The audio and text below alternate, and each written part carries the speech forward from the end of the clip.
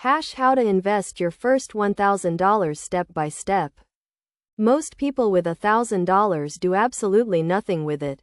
They let it sit in a savings account earning 0.03% while inflation steals their money. But here's what most people don't know.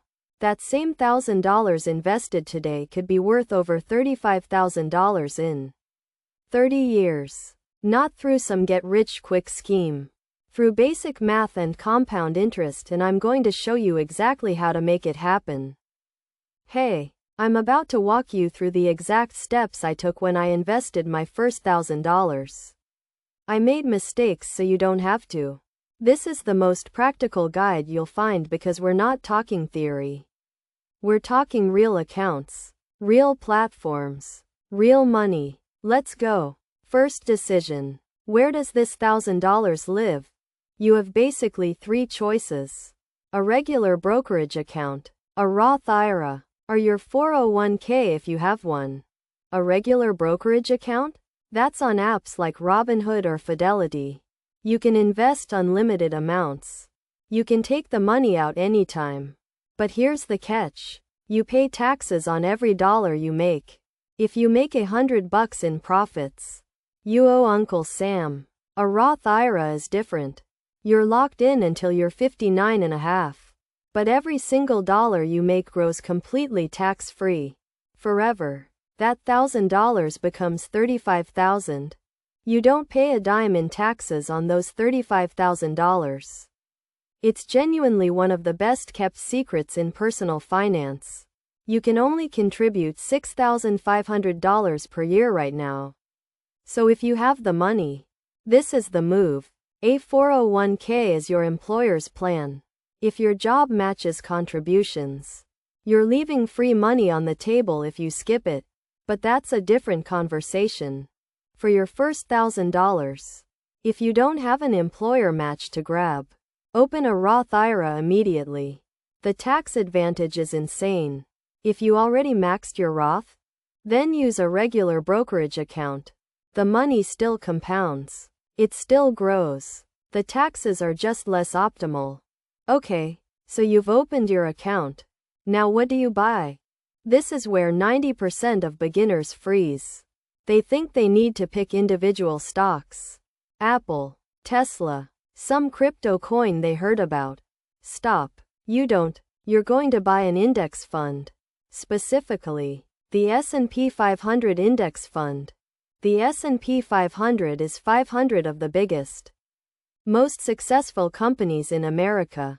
Apple, Microsoft, Amazon, Google, Coca-Cola, all of them. When you buy an S&P 500 index fund, you're essentially buying a tiny piece of all 500 companies.